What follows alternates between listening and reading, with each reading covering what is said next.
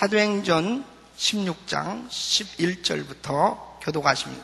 드로아에서 배로 떠나 사모드라게로 직행하여 이튿날 네아폴리로 가고 거기서 빌립보에 이르니 이는 마게도니아 지경 첫 성이요 또 로마의 식민지라 이 성에서 수일을 유하다가 안식일에 우리가 기도처가 있는가 하여 문 밖 강가에 나가 거기 앉아서 모인 여자들에게 말하더니 두아디아라 성의 자주 장사로서 하나님을 공경하는 루디아라는 한 여자가 들었는데 주께서 그 마음을 열어 바울의 말을 청종하게 하신지라. 저와 그 집이 다 세례를 받고 우리에게 청하여 가로되 만일 나를 주 믿는 자로 알거든 내 집에 들어와 유하라 하고 강권하여 있게 하니라. 우리가 기도하는 곳에 가다가 저 많은 귀신 들린 여종 하나를 만나니 점으로 그 주인들을 크게 이야기하는 자라. 바울과 우리를 쫓아와서 소리질러 가로되 이 사람들은 지극히 높은 하나님의 종으로 구원의 길을 너희에게 전하는 자라 하며 이같이 여러 날을 하는지라. 바울이 심히 괴로워하여 돌이켜 그 귀신에게 이르되 예수 그리스도의 이름으로 내가 네게 명하노니 그에게서 나오라 하니 귀신이 즉시 나오니라. 아멘. 사람들은 누구나 다 무엇인가 붙들려 살고 있습니다. 사람들은 여러 가지에 붙들려 살고 있어요. 물질에 붙들려 살든지 또 이 세상 쾌락에 붙들려 살든지 이 명예, 지식 이런 것들에 붙들려 살든지 어쨌든 사람들은 무엇인가 붙들려 살고 있습니다. 그런데 크게 두 가지로 나눠본다면은 하나님께 붙들려 살든지 아니면 바로 세상에 붙들려 살고 있는 것입니다. 영적으로 본다면 바로 성령님께 붙들려 살든지 아니면 악령, 사단에게 붙들려 살든지 이 세상에 살아가는 사람들은 누구나 다 무엇인가 붙들려 살고 있는 것입니다. 근데 성경에 보면은 하나님께 붙들려서 사는 사람들은 크게 쓰임을 받았던 걸 볼 수 있습니다. 바로 하나님께 붙들려서 살았던 사람들은 축복된 인생이 됐던 것을 볼 수 있습니다. 우리 성도님들은 성령께 붙들려 살기를 예수 이름으로 축원합니다. 축원합니다. 오늘 이 본문 말씀을 보면은 바로 이 사도 바울이 이제 이 2차 전도 여행을 떠나게 되어지는데 바로 그는 아시아에 가서 복음을 전하고 싶었지만 성령께서 그를 이제 유럽 쪽으로 가서 복음을 전하게 하십니다. 그래서 이제 마게도니아로 가게 되었고 그 마게도니아의 첫 성인 이 빌립보에 도착하게 되었습니다. 그곳에서 이제 선교를 시작하게 되는데 바로 그곳에서 일어난 이 사건을 기록하고 있습니다. 이 말씀 가운데 보면은 아주 중요한 두 여자가 나와요. 그 한 여자는 이 점치는 이 귀신 들린 여자가 있고 바로 한 여자는 이 바울이 전한 복음을 듣고 이제 온 집안이 다 구원을 받고 그 집에 최초로 이 유럽의 교회가 세워지는 바로 귀한 역할을 했던 이 루디아라고 하는 여자가 나옵니다. 바로 똑같은 인생을 사는데 어떤 사람은 귀신에 사로잡혀서 살 소망이 없이 이 세상에서 참으로 버림받고 그리고 참 비참한 그런 인생을 사는 사람이 있는가 하면 어떤 사람들은 바로 주님께 붙잡혀서 하나님 앞에 위대하게 쓰임받는 사람들이 있다는 사실을 우리에게 보여주고 있습니다. 바로 이 루디아는 이 바울이 복음을 전할 때 말씀을 잘 청종했다고 그랬습니다. 하나님께서 그의 마음을 열어주셨는데 하나님의 말씀을 들을 때 그 말씀에 붙들렸어요. 그래서 결국은 그의 마음이 열려져서 주님을 영접하였고 그 딸로 인하여 모든 집안 사람들이 예수 믿는 역사가 일어났다는 것입니다. 여러분 말씀에 붙들리기를 예수 이름으로 축원합니다. 말씀을 들을 때에 그 말씀이 나의 심령 속에 와닿고 그 말씀에 붙들릴 때 성령의 역사가 나타나게끔 되어 있습니다. 바로 이 루디아는 하나님의 말씀에 붙들렸습니다. 그래서 그는 14절 말씀 보면 루디아 두아디라 성의 자주장사로서 하나님을 공경하는 루디아라 하는 한 여자가 들었는데 주께서 그 마음을 열어 바울의 말을 청종하게 하신지라. 하나님의 말씀에 붙들렸던 루디아는 참으로 하나님 앞에 귀하게 쓰임을 받는 인생이 되었습니다. 반면에 이 바울 일행이 기도하러 가다가 한 여자를 만났는데 점치는 여자예요. 이 여자가 갑자기 소리를 막 지르는 것입니다.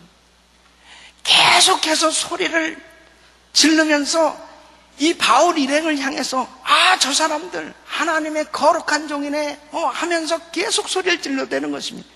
이 귀신이 견디지를 못하고 결국은 이 발악을 하는 모습을 볼 수 있습니다. 그때에 바울이 그 귀신 들린 여자를 향해서 예수 그리스도 이름으로 명하노니 귀신아 그에게서 떠나가라 라고 명할 때 그 귀신이 떠나가는 모습을 볼 수 있습니다. 여러분, 이 귀신 들린 여자는 점치는 일을 하면서 살았습니다. 바로 그 점치는 일은 귀신이 그 여자를 사로잡았기 때문에 가능했던 일입니다. 오늘날도 점치는 일을 하는 사람들이 얼마나 많이 있는지 모릅니다. 그것은 귀신에게 붙들려야만 점치는 일이 가능한 것입니다. 점도 아주 용한 점을 아주 잘 맞춘다는 것은 귀신이 역사하는 것입니다. 그것도 잘 못 맞히는 사람은 귀신에게도 잡히지 않는 사람. 어디서 배워가지고 하려고 하는 것은 그것은 잘 못 맞춥니다. 근데 정말 귀신같이 맞추네 그러죠. 그게 귀신이 하는 짓이에요. 귀신이 하는 짓. 자, 어디에 붙들려 있느냐? 무엇에 붙들려 있느냐? 누구에게 붙들려 있느냐? 사람들은 어쨌든 무엇인가 이렇게 붙잡혀서 살아가고 있는 것입니다. 저는 우리 성도님들을 생각해 볼 때 교회를 다니면서도 너무나 세상에 붙잡혀 살고 있는 사람들이 너무 많이 있어요. 저는 어젯밤에 기도하는 가운데 갑자기 내 마음 가운데 너무너무 안타까운 이 통곡이 나오는 것입니다.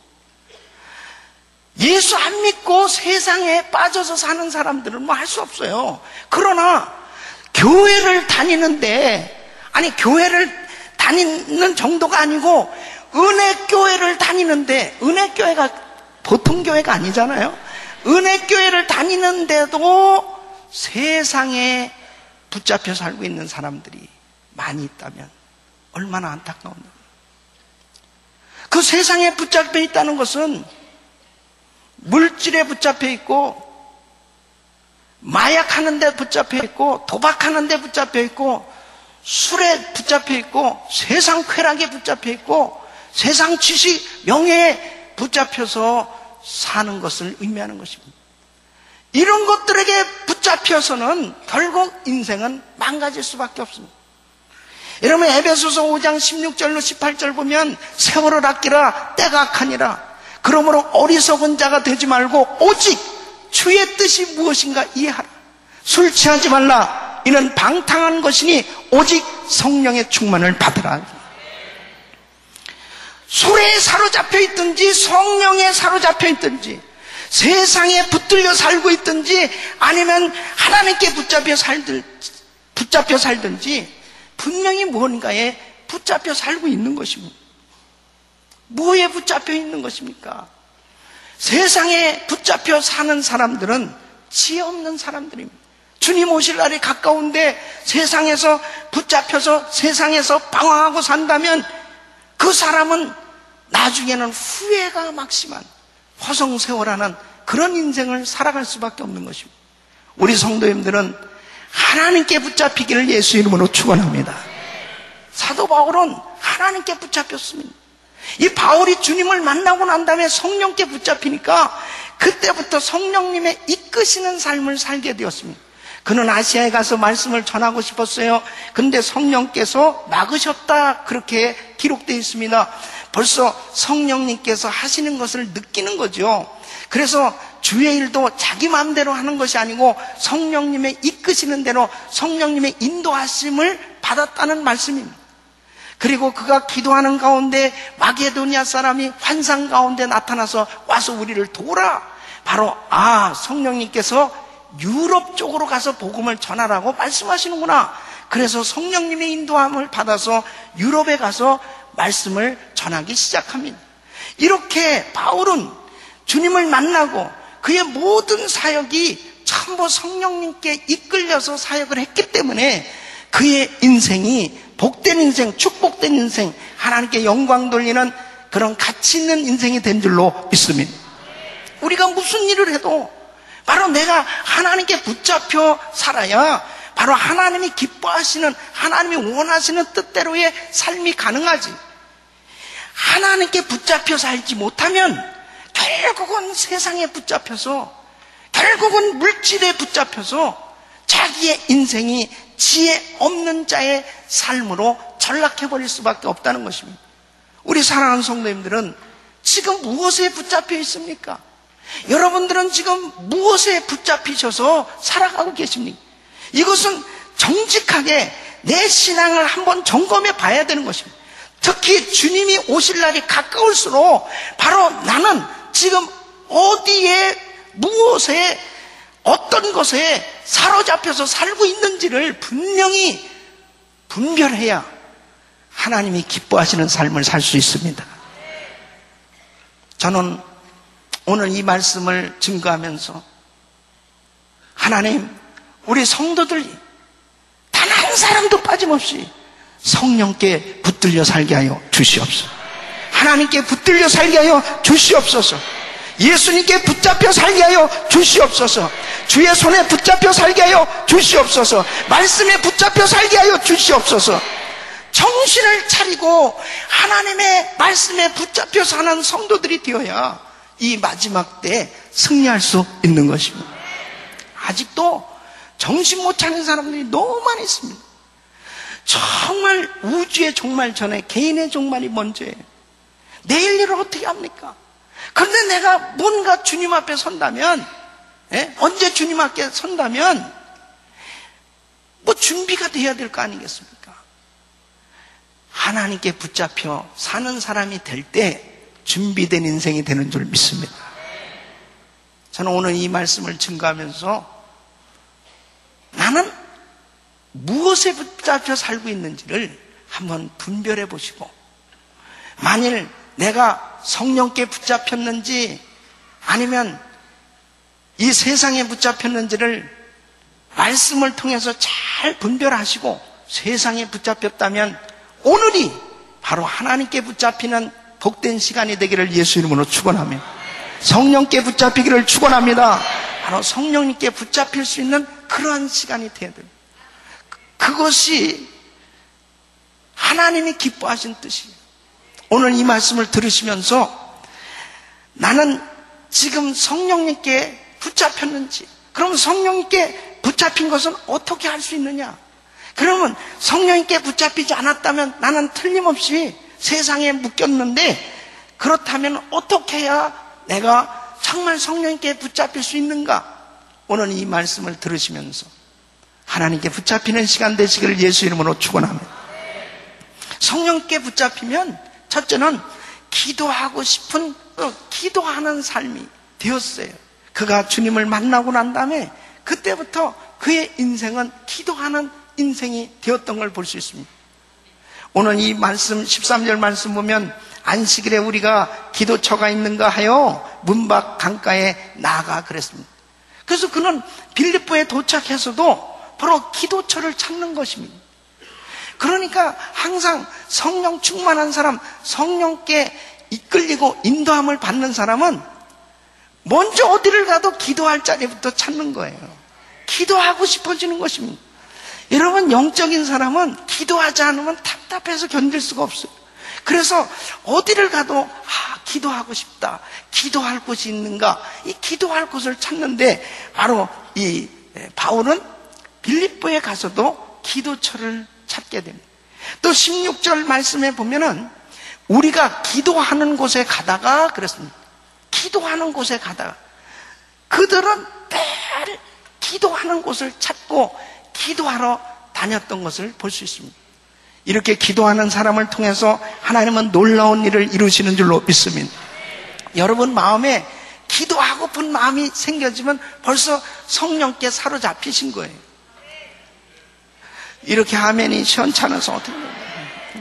기도하고 싶은 마음이 생겨지면 벌써 성령께 붙들렸어요. 이 성령님께 붙들린 사람은 기도하고 싶어서 누가 뭐 기도하자 그렇게 강권하지 않아도 그냥 저절로 기도가 되어진다니까요.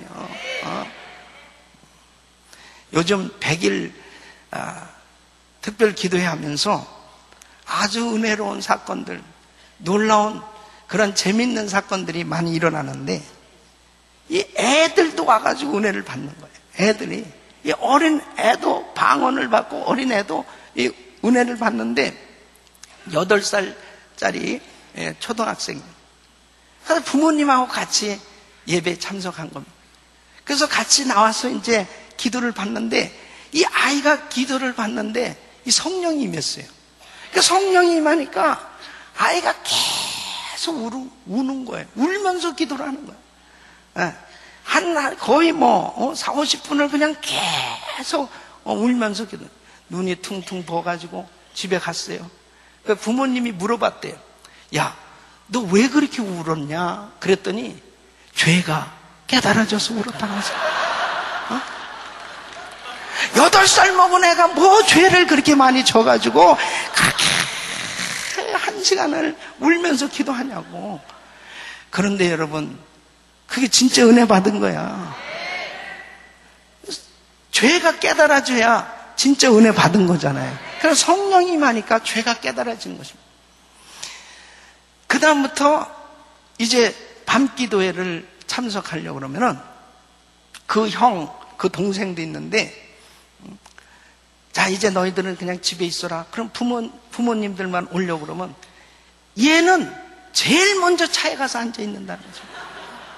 그리고 안 가는 날은 왜 안 가냐고 계속 졸라댄다는, 걔 때문에 할 수 없이 교회 나오면 집안에 어린애라도 성령의 불을 받아야 된다. 그리고 온 집안을 살리는 거예요. 그러니까 기도하고픈 마음이 생긴다니까요. 성령이 임하면 기도하고픈 마음이 생겨지고, 기도하는 게 그렇게 재밌단 말이에요. 기도하는 시간이 그렇게 즐겁고. 그러니까 바울이 선교 사역을 하면서 기도를 먼저 앞세웠던 것입니다. 기도해보고 하나님의 지시함을 받고, 우리가 사업을 하든 우리가 무슨 일을 해도 먼저 기도해보고. 그러니까 성령님께 붙들린 사람은 항상 기도부터 한단 말이에요. 그러니까 성경을 보면 하나님께 붙잡혔던 사람들 전부 기도의 사람입니다. 엘리야 보십시오. 그가 어떻게 그렇게 엄청난 핍박을 받아가면서도 그가 담대하게, 왕이여 먹고 마시소서, 큰 비의 소리가 들리나이다. 이런 말은 어떻게 3년 6개월 동안 비가 오지 않았는데 그는 기도하면서 주의 음성을 들은 거예요.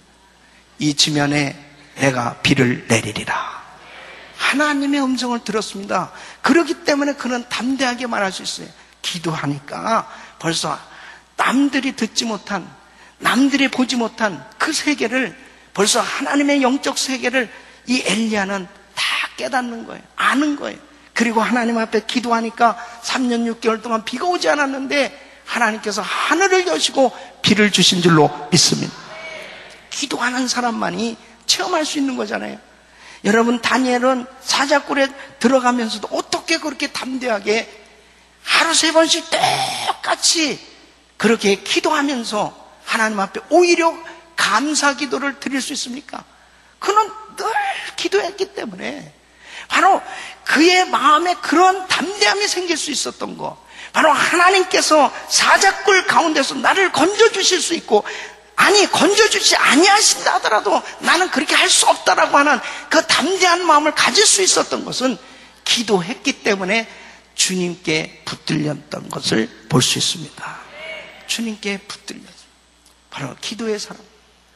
여러분은 정말 기도하고 싶어요? 기도하고 싶은 마음이 생긴다면 그것은 성령님께 붙들려 있습니다. 이 은혜가 있기를 바랍니다. 저는 100일 기도하는 가운데 우리 모든 성도들이 기도의 능력을 받기를 예수님을 축원합니다. 기도의 능력을 받아야 돼요. 그래야 바로 하나님께 붙잡혀 승리하는 삶을 살 수 있습니다. 그 다음에는 예수를 전하고 싶은 그러한 간절한 마음에 붙잡히게 됩니다.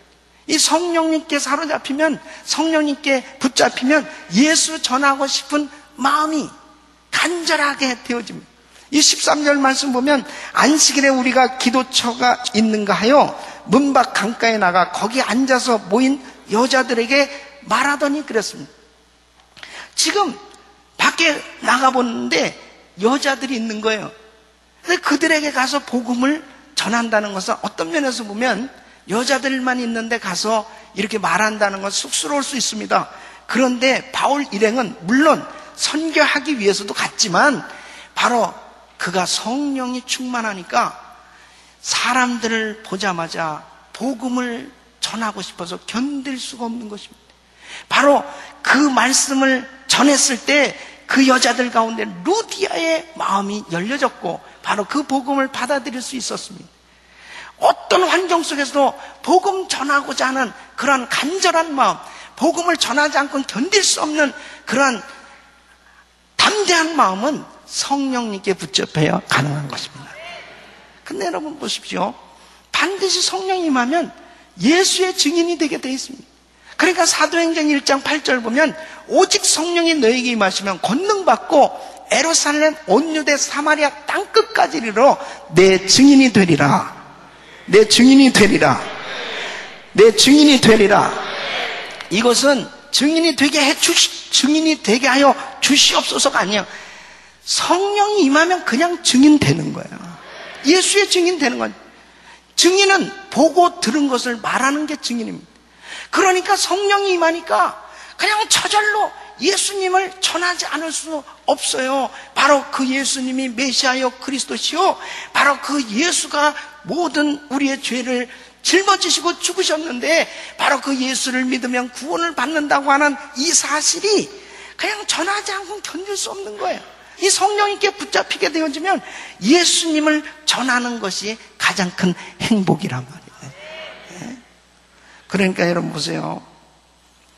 복음 전하지 말라고 매를 때리고 그렇게 핍박을 해도 전하지 않을 수 없어요.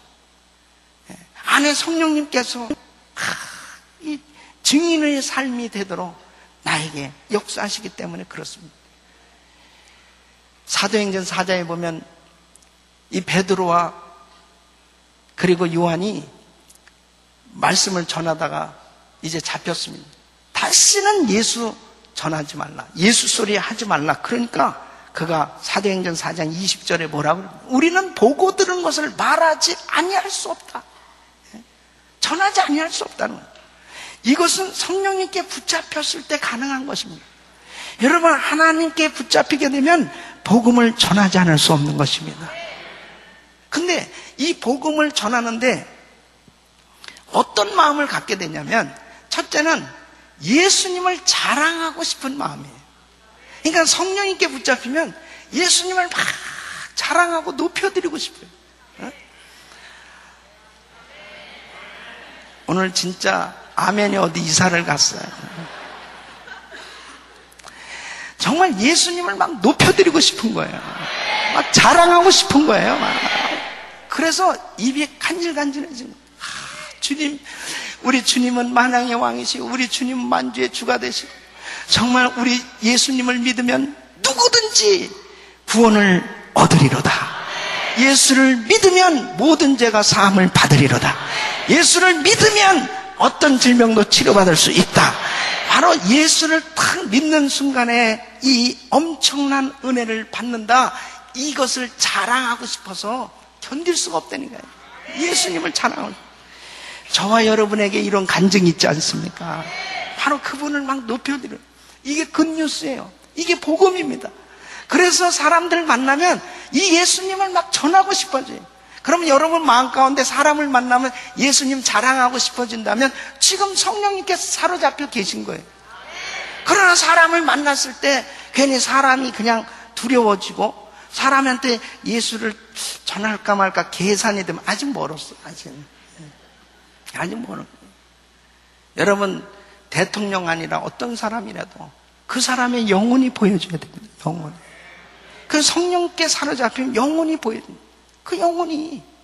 그리고 바로 어떠한 마음으로 전하게 됐냐면, 바로 그 영혼이 예수를 안 믿으면 지옥 가는데, 그 영혼이 예수 안 믿으면 유황불로 심판을 받는 그 무서운 지옥불에 던져져서 영원토록 고통을 받을 텐데, 그러니까 그 영혼을 보면서 막 불쌍히 여겨지는 마음이 듭니다. 그 사람이 무슨 재벌 아니라, 무슨 장관 아니라, 무슨 어떤 세상적인 명예와 권력을 가진 사람이라도 예수 안 믿으면 지옥 아닙니까? 그러니까 너무 불쌍한 거예요. 그러니까 전하지 않고는 견딜 수 없다니까. 예? 어떤 사람도 예수 안 믿는 사람 보면 막 불쌍하게 여겨진다면 그 사람 지금 성령께 사로잡혀 있어요. 근데 예수 안 믿어도 너무 잘 살아. 그런데 그 사람이 은근히 부러워. 아직 멀었어요. 사람. 아직 멀었어요. 예? 아직 멀은 사람입니다. 그 사람이 아무리 재벌이라도 예수 안 믿어. 이 사람은 너무 불쌍한 사람이에요. 불쌍하게 여겨졌다면 그 사람은 지금 성령께 사로잡혀 있는 사람이에요. 예? 그러니까 벌써 내가 성령님께 붙잡히면요, 이 마음을 갖게 된다니까요. 예수님 높여드리고 예수님 막 자랑하고 싶어서 견딜 수 없고, 예수님을 찬양하고 싶어서 견딜 수 없고, 그 다음에 막 불신자를 보면 그 영혼이 너무 불쌍해서 막 견딜 수가 없어요. 이 복음을 전해주고 싶은 거예요. 이것이 성령님께 붙잡혔을 때 가능한 것입니다. 근데 요즘 어떻습니까? 여러분들의 생활은 어떠세요? 정말 이렇게 예수님을 자랑하고 높이고 싶고, 불신자를 보면 그렇게 눈물이 나고 불쌍하게 생각이 되냐 말이에요. 생각이 되냐.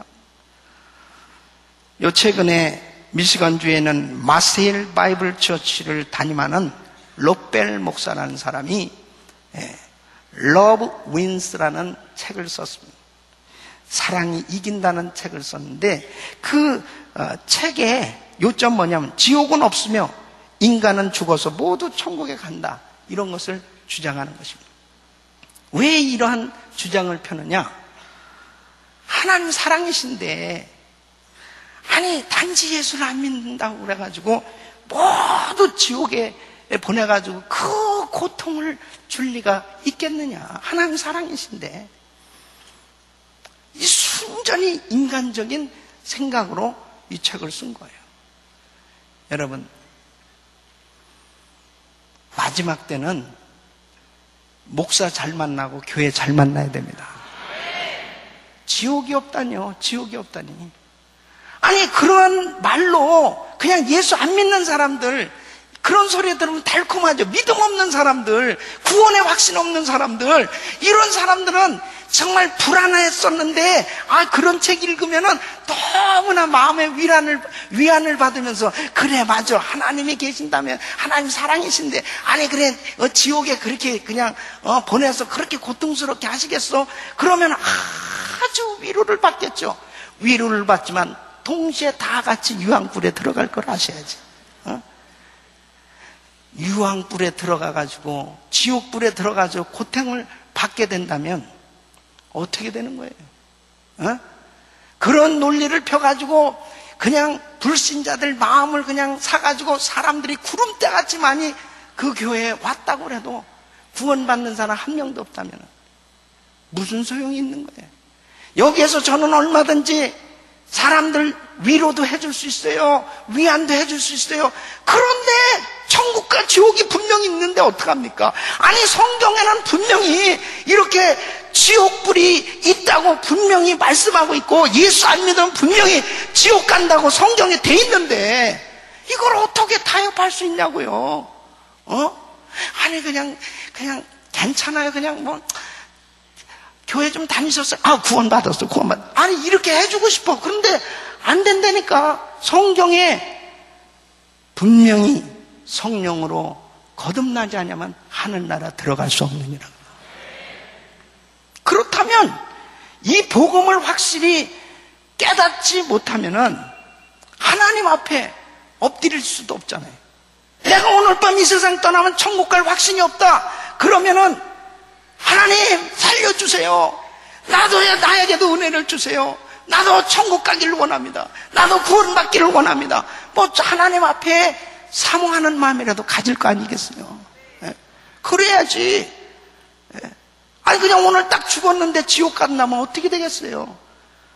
그런 책 100권 1000권을 읽고 위로를 받은들 지옥 가는데 어떻게 할까요? 지옥 가는데. 예? 그러니까 성령이 내 안에 계시면 이런 책을 읽거나 이런 말을 들으면 막 괴로워서 견딜 수가 없어요. 아, 이게 천국과 지옥이 분명히 있는데 이게 진리인데 이걸 어떡하냐 말이에요. 그렇기 때문에 만약 오늘 이 자리에 계신 여러분 가운데 아직도 예수 안 믿고 또 그냥 교회는 다니면서도 구원의 확신이 없는 분이 있다면 오늘 예수를 영접하기를 축원합니다. 축원합니다. 예수 믿고 성령으로 거듭나시기를 예수 이름으로 축원합니다. 예수 믿어야 천국 가지. 예수 믿지 않으면 천국 갈 수 없어요. 반드시 지옥은 있습니다. 예수 안 믿는 사람은 유황불 아주 무시무시한 그 불에 떨어져서 아주 그냥 영원토록 고통스러운 그 영원한 고통을 당하게 될 거예요. 어떻게 하겠어요? 이게 성경이 그렇게 돼 있는데. 아니 제가 무슨 어떻게 위로를 하고 어떻게 할 수 있어요? 진짜 복음은 예수 믿어야 구원 받을 수 있다는 것이죠. 이걸 어떻게 타협을 하겠냐고. 그러니까 성령을 받으면은 그냥 부인을 할 수도 없어요. 저한테 목에다가 칼을 대고 부인 하나도 어떻게 할 수가 없어. 안에 천국과 지옥이 분명히 있고 예수 믿어야 구원을 받는데. 예? 믿습니까? 저는 우리 성도님들 가운데 단 한 사람도 지옥 가는 사람이 없기를 예수 이름으로 축원합니다. 한 사람도 지옥 가면 안 돼요. 한 사람도. 전하고 싶은 마음, 이 복음 전하고 싶은 마음, 이것은 성령님께 붙들릴 때 가능한 것입니다. 우리 자녀 가운데 아직도 예수 안 믿고, 우리 부모 가운데, 우리 형제들 가운데 아직도 예수 안 믿고 있는 사람들이 있다면 정말 불쌍하게 생각해야 돼. 너무 안타깝게 생각해야 돼. 어떻게 되는 겁니까? 정말 이 땅으로 끝나는 게 아니잖아요. 죽고 난 이후에 영원한 세계가 있는데 어떡하겠어요? 바로 이 복음을 전하지 않고는 견딜 수 없는 이 마음, 이것은 성령님께 붙들릴 때 가능한 거예요. 그러니까 바울은 감옥에 갇혀서도 복음 전하자. 감옥에 갇혀서도, 매를 맞으면서도, 그리고 자기의 삶 가운데 힘들고 어려운 일을 당하면서도 계속 복음을 전하는 것은 자기의 힘이 아닙니다. 하나님의 손에 붙잡혔기 때문에 가능한 것입니다. 저는 우리 성도님들이 정말 때를 얻든지 못 얻든지 부지런히 이 복음 전할 수 있기를 예수 이름으로 축원합니다. 그 다음에 성령께 붙잡히면 사명에 붙잡히게 되는 것입니다. 성령 충만하면 사명 따라 살게 됩니다. 그래서 사도 바울도 바로 그는 은혜 받고 난 다음에 아주 분명히 자기가 가야 될 길, 자기가 무엇을 위해서 살아야 될 그 사명을 확실하게 잡았어요. 사도행전 20장 24절 보면 나의 달려갈 길과 주 예수께 받은 사명, 곧 하나님의 은혜의 복음을 증거하는 일을 마치려 하면 나의 생명을 조금도 귀한 것으로 여기지 아니하노라.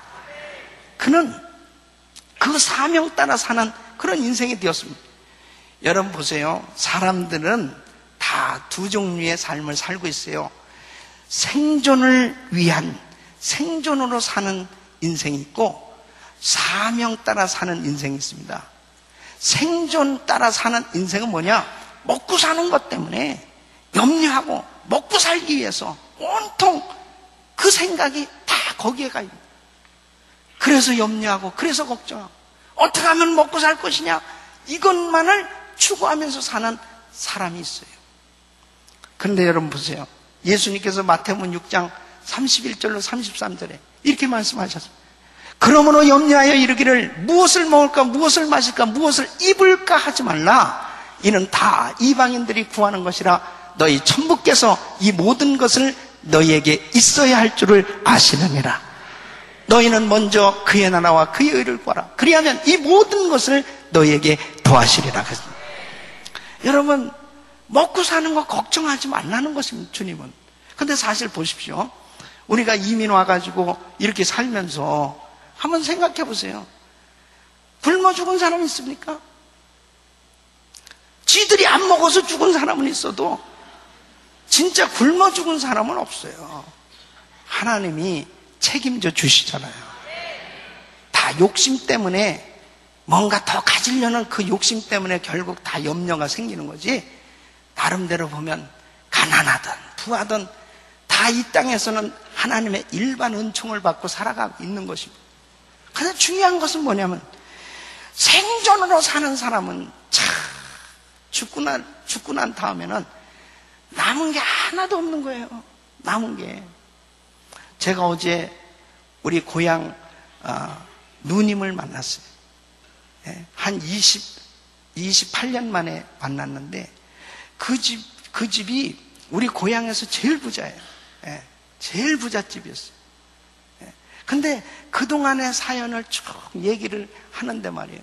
그 아버지가 엄청난 유산을 자식들한테 물려줬어요.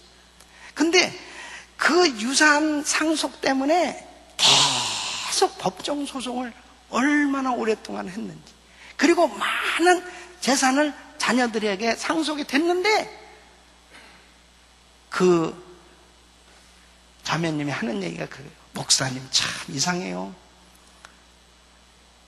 내가 수고하지 않고 받은 돈은 순식간에 다 날아가더라고요. 그런 얘기를 합니다. 결국 그거 받아가지고는 결국은 다 날아가더라고요.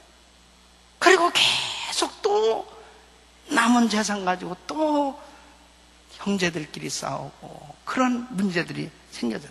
그게 생존으로 사는 사람들의 모습입니다. 그러니까 바로 하나님의 복음을 깨닫지 못하고 살면 우리의 인생은 계속 먹고 사는 것 때문에 사람들이 싸우고 결국 물질에 사로잡혀서 사람들이 전부 자기 인생을 다 그렇게 쏟아붓고 사는 것입니다. 남는 거는 아무것도 없는 거예요. 아무것도 없는 거예요. 우리 성도들 가운데 유산 물려줄 거 있으면 교회에다 바치길 바랍니다.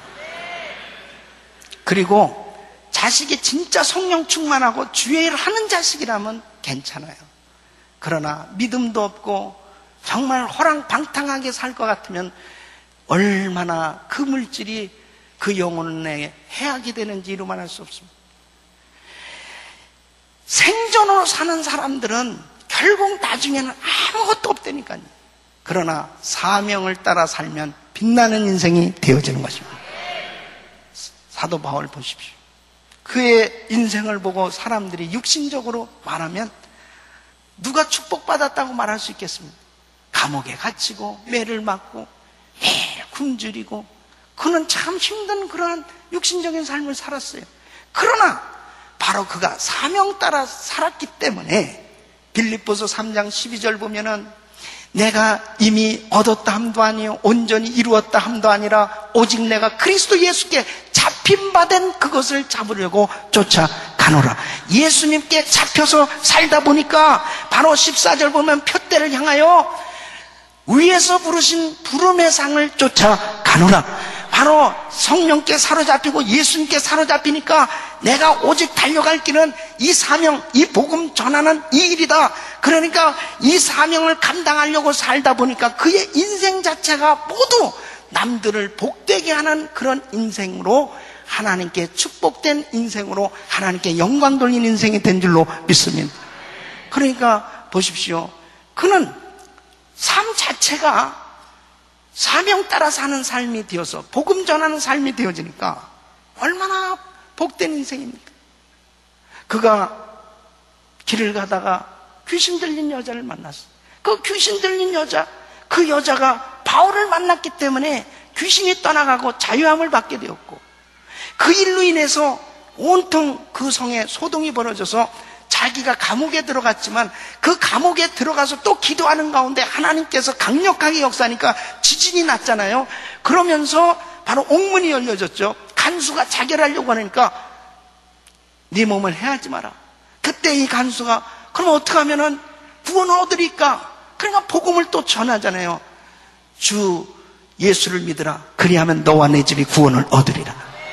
그러니까 온 가족들이 다 예수 믿는 역사가 일어났어요. 그럼 가는 곳마다 모인 사람들에게 복음을 전하니까 그곳에 정말 구원받는 역사가 일어나고, 감옥이든 어디든 사명에 붙잡혀 살다 보니까 남들을 살리고 남들을 세우고 남들을 잘되게 하고 남들을 복되게 하는 그런 인생이 된 줄로 믿습니다. 우리 사랑하는 성도 여러분, 무엇에 붙잡혀 살고 있습니까? 여러분들은 지금 무엇에 붙잡혀 계세요? 바로 주님 오실 날이 가까운 이때에 바로 우리 주님께서는 우리에게 세계 선교 마무리의 비전을 주셨습니다. 이제 주님이 오신다면은 바로 세계 선교가 마무리될 때 우리 주님 오시는데, 성령께 붙잡혀서 사업을 해도 사명을 위해서, 내가 공부를 해도 사명을 위해서, 내가 어떤 일을 해도 사명을 위해서 사명 따라 사는, 예수님께 붙잡힌 성령님께 붙잡힌 받은 복음에 붙잡힌 받은 그런 인생이 되어질 때 우리는 복된 삶이 될 줄로 믿습니다. 여러분은 무엇에 지금 붙잡혀 살고 있습니까? 만일 이 세상 것에 지금 붙잡혀 살고 있다면 그 시간은 정말 낭비하는 그런 인생이 되고 있는 것입니다. 성령님께 붙잡혀서 가장 가치 있고 보람된 그런 복된 삶이 되시기를 예수 이름으로 축원합니다.